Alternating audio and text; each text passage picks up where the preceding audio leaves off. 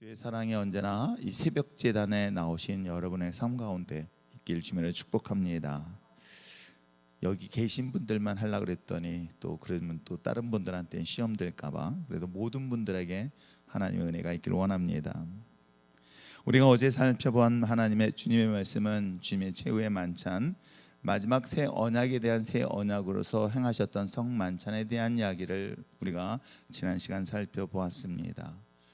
예수님께서는 자신의 십자가의 죽음을 통하여 새로운 언약을 맺게 될 것이고, 그 언약을 통해서 하나님의 구약의 약속의 말씀이 완성되어진 것들을 이야기하고 있으며, 개인적으로는 또 한편 이것이 예수님이 자신의 가야 될 그 고난과 죽음의 길을 생각할 때에 그동안 주님을 따랐던 제자들의 관심이 과연 어디 있을까라고 하는 내용들이 본문 내용이기도 합니다. 이것을 보면 우리들의 신앙이, 우리들의 갖고 있는 이 신앙의 상태가 주님의 생각과 내 생각이 항상 다르다는 것 또한 한 번쯤은 깊이 생각해 보아야 할 내용이 아닐까 생각해 봅니다. 내가 가지고 있는 신앙이 이기적이지 아니하고 이타적인 것은 언제나 주님의 마음을 간지했을 때 가능하지 않을까 생각해 보기도 하는 내용이 본문 내용이기도 하죠. 여러분들이 항상 그랬으면 참 좋겠다는 생각을 목회자로서 갖는 이유도 바로 여기에 있습니다. 내가 아닌 주님의 마음이 어디 있으며 내 생각이 아닌 하나님의 생각이 어디 있을까를 끊임없이 돌아보고 생각하며 기도하는 가운데 깨닫는 저와 여러분 되어지기를 목회자로서 간절히 부탁드립니다.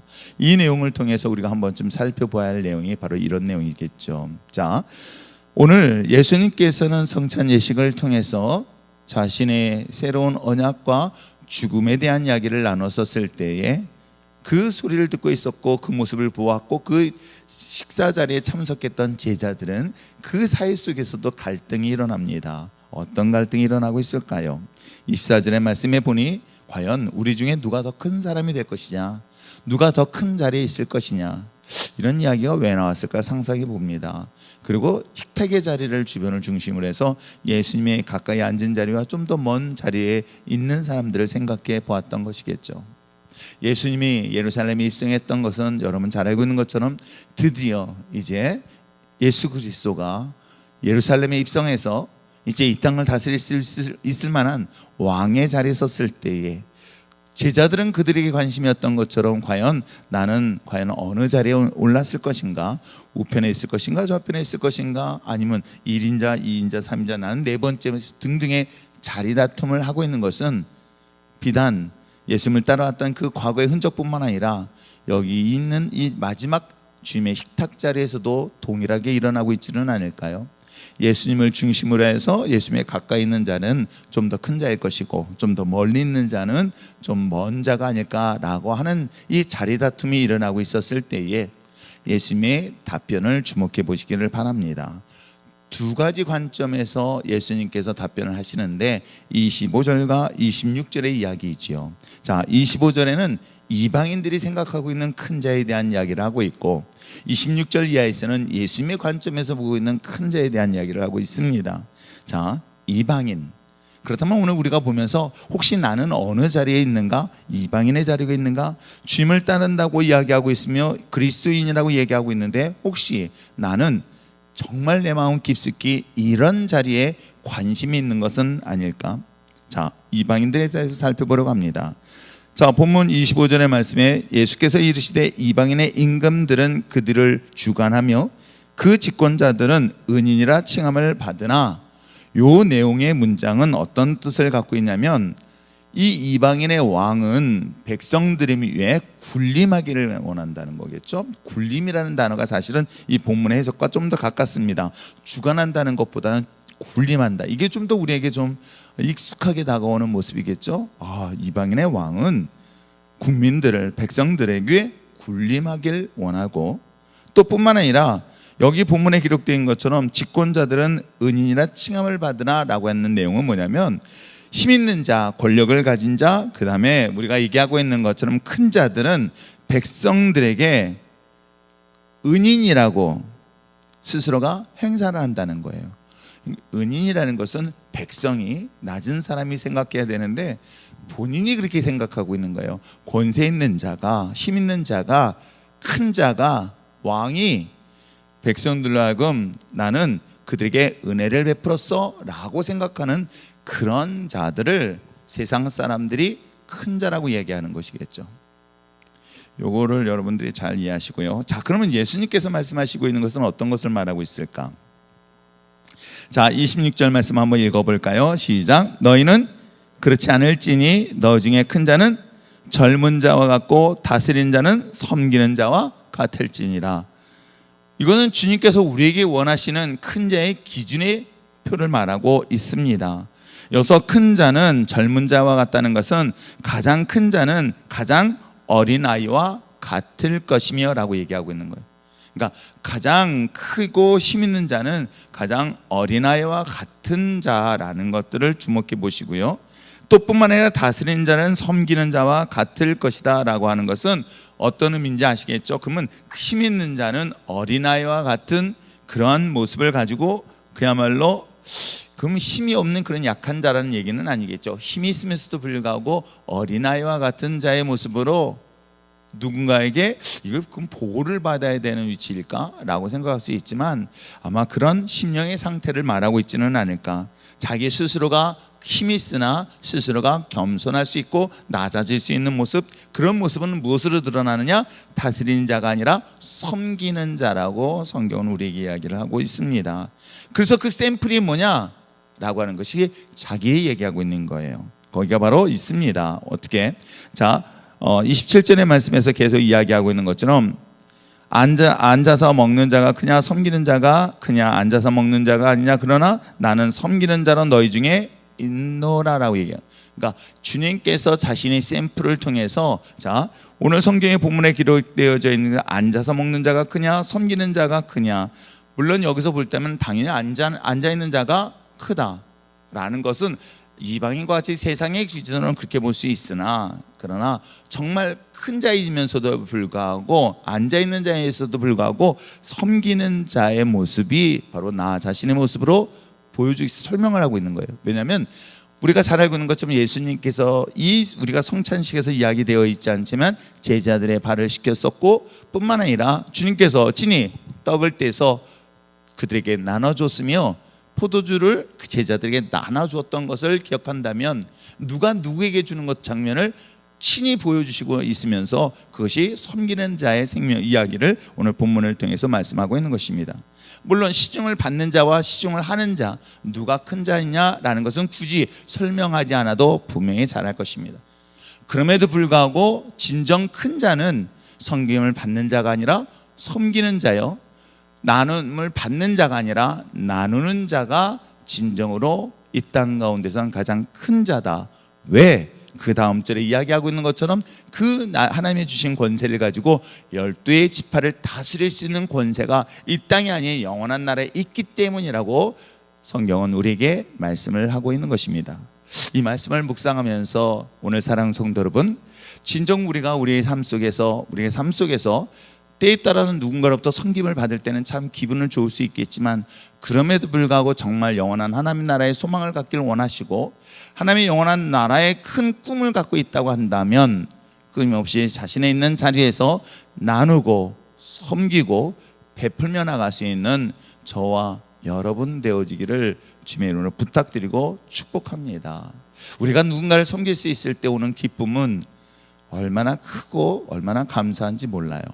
제가 그래서 어느 목사님들하고 이런 이야기를 나누게 됩니다. 어느 분은 자신이 가지고 있는 소유한 것들이 굉장히 많다라고 자랑하시는 목사님이 계신데, 또 다른 한 분의 목사님은 비록 가진 것이 별로 없습니다.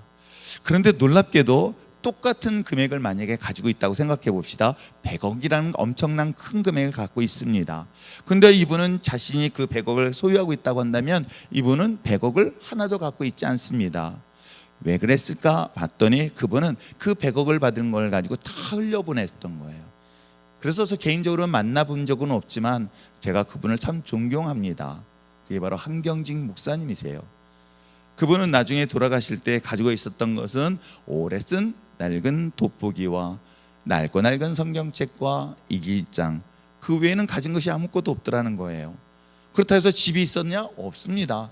산속에 있는 자그마한 움막 같은 데서 한평생을 사셨고 그 다음에 주님의 나라를 가셨던 그 목사님의 삶의 흔적을 찾아보니 그분은 수백억이 자신의 손에 흘러들어왔다는 거예요. 그 많은 돈이 엄청나게 왔었지만 그걸 다 어떻게 했을까요? 선교지에 보내고 나누고 베풀었던 이야기를 제가 들으면서 개인적으로 뵌 적은 없지만 그것이 진정 존경할 만한 목사님의 모습이 아닐까 생각을 합니다. 여러분, 내가 가지고 소유한 것이 중요한 것이 아니라 내가 소유한 것을 흘려보내고 나눌 수 있는 것이 큰 은혜이고 축복일 뿐만 아니라 그것이 오늘 성경 속에 말하고 있는 바로 큰 자의 기본적인 모습은 아닐까요?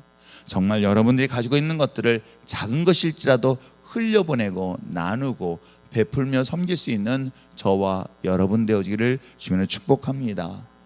목회자의 경우도 마찬가지일 수밖에 없겠죠. 목회자에 있다 보니까 자연스럽게 대접받는 경우가 더 많이 있습니다.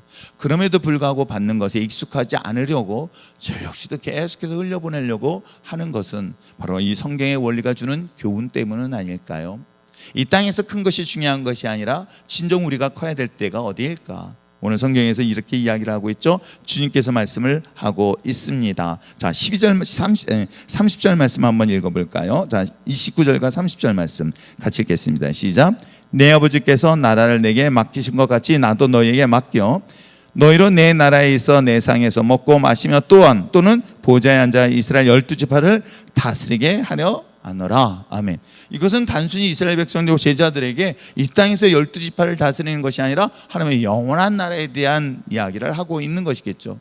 결국 그들의 영향은, 제자들의 영향은 오늘날에도 얼마나 많은 사람들에게 영향을 미치고 있는지 여러분 아시잖아요.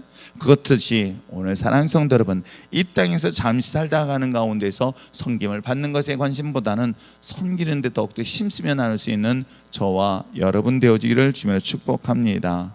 그런데 중요한 것은 이 본문을 통해서 그 다음에 나온 내용이 시몬 베드로의 이야기예요. 시몬 베드로는 여러분 잘 알고 있는 것처럼 자신이 예수님 앞에서 절대로 거절하지 않냐고 도망가지 않냐고 끝까지 신을 지키다가 했던 약속의 말씀에 대하여 베드로에게 이야기했던 건 너는 닭 울기 전에 나를 3번이나 부인할 것이다 라고 하는 말씀으로 끝납니다. 그렇다면 앞부분에 섬기는 자에 대한 이야기를 하면서 이 본문의 저자가 굳이 이 본문 속에서 베드로의 이야기를 집어넣은 이유가 무엇 때문일까요? 그것은 예수님이 어떤 자들에게 섬기는가라는 것을 보여주고 있는 또 하나의 대목은 아닐까요? 우리가 성찬 예식을 통해서 예수님이 자신을 따르던 제자들뿐만 아니라 자신을 팔았던 가룟 유다를 위해서도 기꺼이 자신의 살과 피를 내어놓았듯 주님의 섬기심은 그것이 대상이 누구냐? 때에 따라서는 자기를 부정하고 배반한 자일지라도 알고 있습니다. 아는데도 불구하고 그를 또한 섬기는 자의 대상으로 삼고 있다는 것 또한 우리가 주목해야 될 내용이 아닐까요? 그 내용은 뭐냐면 내가 누군가를 섬길 때 내가 좋아하는 사람들, 내가 기뻐하는 사람들, 내게 잘하는 사람들에게만 섬기는 것이 아니라 때에 따라서 나에게 원수 같은 사람일지라도 심지어는 나를 배신한 사람일지라도 나를 부정하고 나를 조롱하고 핍박하는 사람일지라도 그들 또한 우리는 나의 섬김의 대상이 된다라는 것들이 바로 진정 예수님의 섬김의 모습이었고 또 그리스도인으로서 예수님을 따르는 저와 여러분이라면 어떡하시겠습니까? 정말 예수님을 따르는 자로서 예수님의 모습을 비록 우리는 완전하게 따를 수는 없지만 그래도 흔적을 보며 조금씩 닮아가길 원하신다면 때에 따라선 그 사람이 나를 배신하고 나를 부정하고 심지어는 나의 생명을 위협을 가한다 할지라도 기꺼이 내가 그들을 섬기는 자리에 서야 되는 것이 비록 부족하지만 작은 예수의 삶을 살아가는 저와 여러분의 모습이 되어야 되지는 않을까요?